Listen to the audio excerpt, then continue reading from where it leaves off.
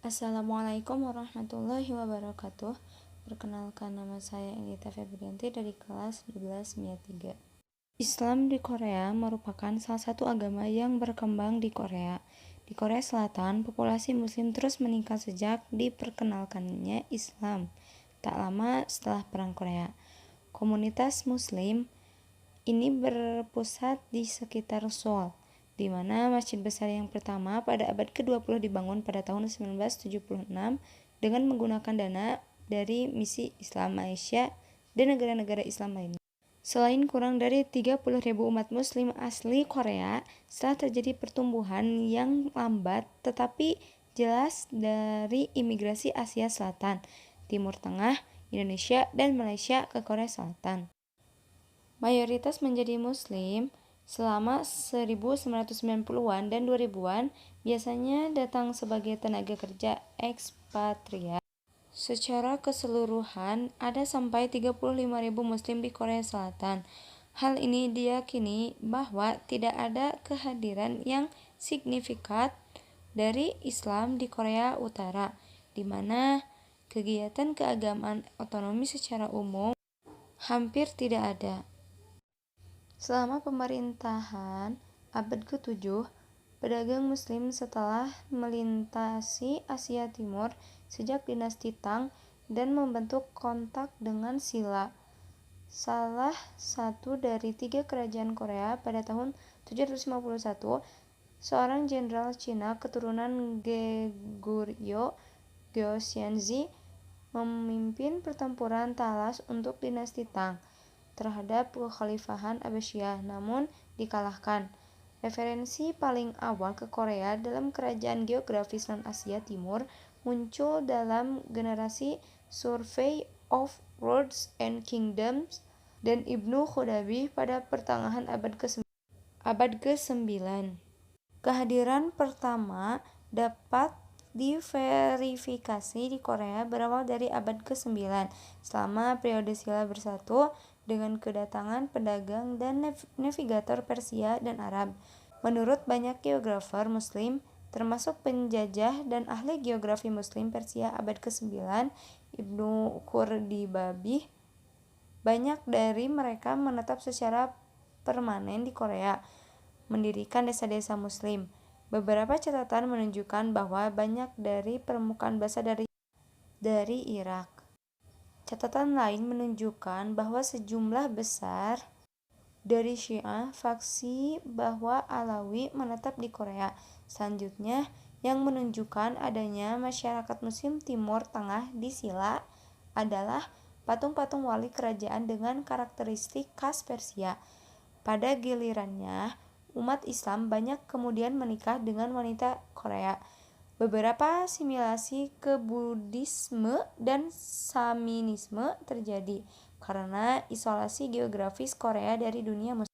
Dilanjutkan dengan kerajaan Goryeo sampai abad ke-15. Akibatnya, selama pedagang muslim dari Timur Dekat dan Asia Tengah menetap di Korea dan mendirikan keluarga di sana.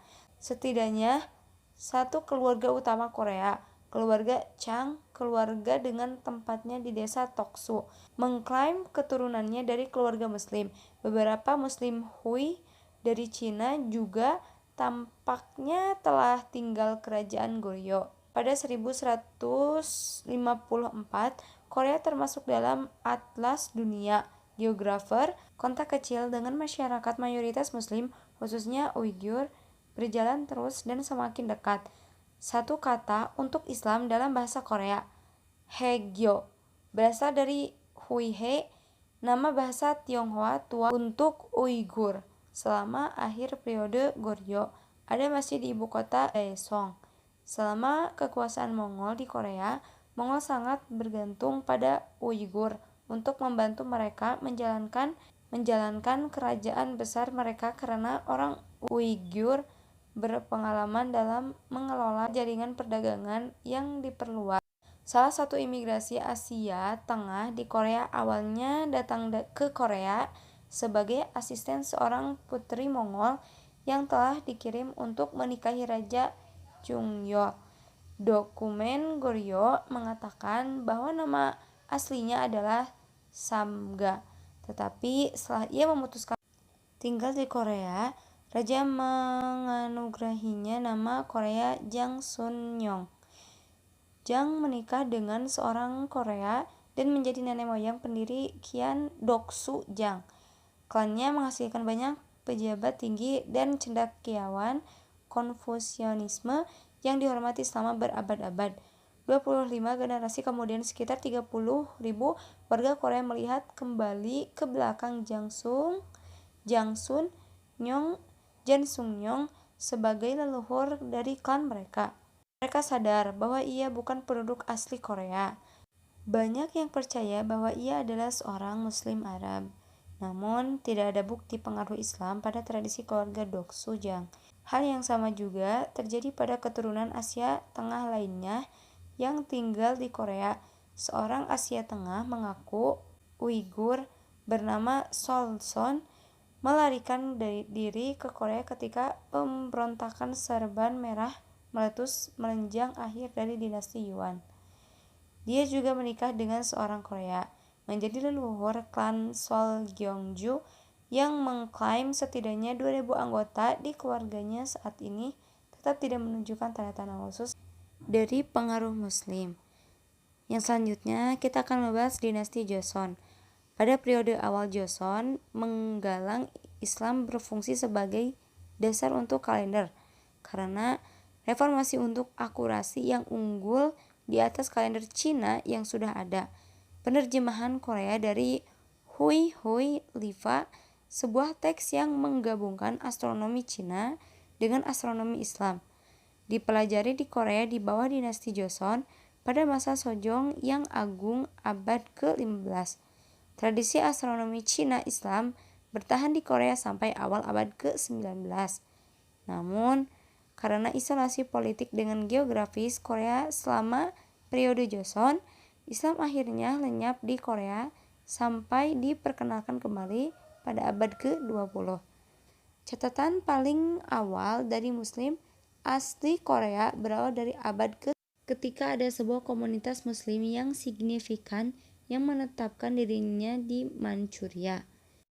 Selanjutnya, kita akan membahas tentang pengenalan kembali abad ke-20.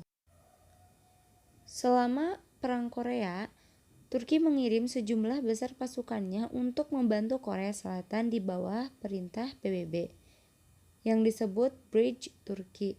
Selain kontribusi mereka di medan perang, Turki juga membantu dalam pekerjaan kemanusiaan, membantu pengoperasian sekolah selama waktu perang untuk yatim korban perang. Tak lama setelah perang, beberapa orang Turki yang bertugas di Korea Selatan sebagai pasukan penjaga perdamaian PBB mulai mengajar di Korea tentang Islam. Pada awal mengubahnya mendirikan Korea Muslim Society pada tahun 1955, pada saat di mana masjid pertama Korea Selatan didirikan. Korea Muslim Society tumbuh cukup besar untuk menjaga Korea Muslim Federation pada tahun 1967. Selanjutnya, kita akan membahas tentang perkembangan Korea pada saat ini. Pada tahun 1962, pemerintahan Malaysia menawarkan hibah sebesar 33.000 US dollar untuk sebuah masjid yang akan dibangun di Seoul. Namun, rencana itu gagal karena inflasi. Tidak sampai 1970-an, ketika hubungan ekonomi Korea Selatan dengan banyak negara Timur Tengah menonjol, menunjukkan bahwa minat terhadap Islam mulai bangkit kembali. Beberapa warga Korea yang bekerja di Arab Saudi masuk Islam ketika mereka menyelesaikan masa tugas kerja mereka dan kembali ke Korea. Mereka didukung sejumlah Muslim penduduk asli. Masjid Pusat Seoul akhirnya dibangun di Seoul lingkungan Itaewon pada tahun 1976. Saat ini ada juga Masjid Busan, Anyang, Gwangju, Jeonju, dan Daegu. Menurut Lee Hee-soo, Presiden Korea Islam Institute, ada sekitar 40.000 Muslim yang terdaftar di Korea Selatan dan sekitar 10.000 diperkirakan penganut yang sangat aktif. Mungkin hanya itu yang bisa saya sampaikan. Mohon maaf apabila ada banyak kekurangan. Sekian dari saya. Wassalamualaikum warahmatullahi wabarakatuh.